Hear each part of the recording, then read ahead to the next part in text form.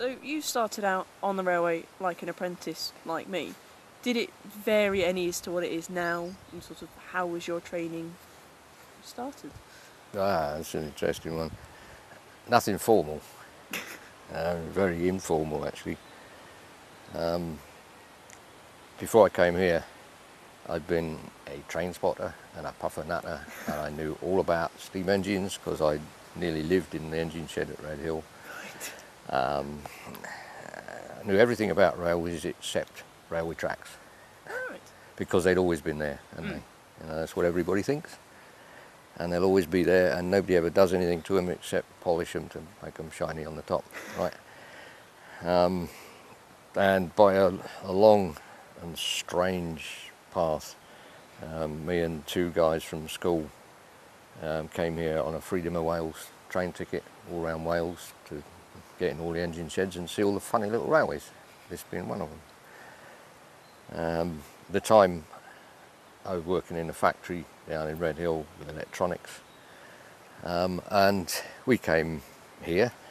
We had a ride on the train, except, well, we didn't on the first time because my mate who knew everything said there's a train in the evening. There was on Wednesday, but this was Monday. So we walked across to Boston Lodge to see the engines, because my little book said that's where the engine shed is. And there was an old guy messing around polishing a funny engine with two chimneys. We got chatting with him, and he told us all about the railway and how it's all run by volunteers, and they even drive the engines. And I thought, wow, that sounds like it's for me, because I always fancied being an engine driver. Mm-hmm. From where we got to at Garner Tunnel, and we were looking at the railway had opened to Leath in 1968, and then we had to set about the rather hastily laid track to Leath of consolidating it. It was many years ago when we discovered that Festiniog Railway didn't have much geometry in it because of the way it had been relayed in the early days. You know, the track was just put back, well, pretty well equidistant between the walls, which made it not far from correct. You couldn't go anywhere else, really. You know, 6'10" train in a 7-foot cut-in, you haven't got a lot of option, have you? No. But when we first started on trying to apply some geometry, because of trying to get good ride quality from the twist intolerant carriages, so the track quality had to be raised considerably.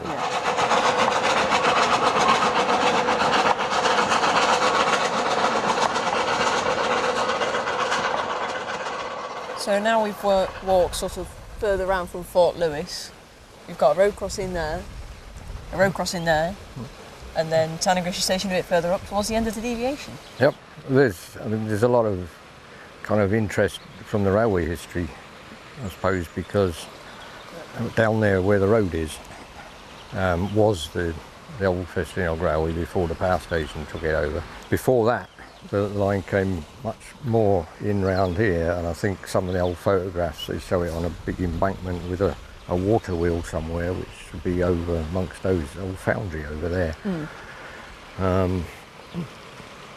The end of the deviation, you can actually pretty well see it straight through there. You can see the two little red starting signals at the far end of Tannagrisha Station, and that's pretty well where, because we're on the downhill now from the power station summit, then just about the end of the station is where it gets back onto the uphill. And this is a good point to see, if you think, if they'd used the east side route and come across the dam, how the hell would it have got up to the level of the station? That's quite a way. Just out of sight up there, just as we go into a left-hand bend. I remember walking up here with my mate from school in the mid-1960s, I should think. Like everybody did, we always walked the line. Everybody walked the line to see where it went. And there was a bit there where a big boulder had come crashing down from up there, and it had landed and it bent the thing so that this rail nearly met that one. And I remember, in my ignorance, because it was ignorance about these sort of things, they'll never run a train to Blaenau Festiniog again. Because look at it, and the big boulder and the rails are all bent. Little did I know that one day it become my job to build a railway to Blaenau. Yeah. It was probably some of the best jolly good fun we ever had, really, because we were really into top gear by now. Yeah. And we were going for it. You know, Determined to you get could it see done. there's the end of jobs, so we'd be steaming up here. And of course, the two turnouts on their Britomart rollers upside down at separate times as we got the track up to just beyond the thing that looks like a signal box.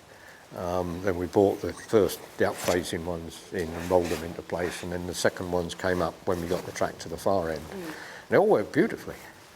And lots of doomsayers and whatnot said, oh, it won't work, the little rollers are too small, they'll fall off, blah, blah, blah, but they didn't. Yeah. And I think the fact that it's still here And still running. probably shows we got it right.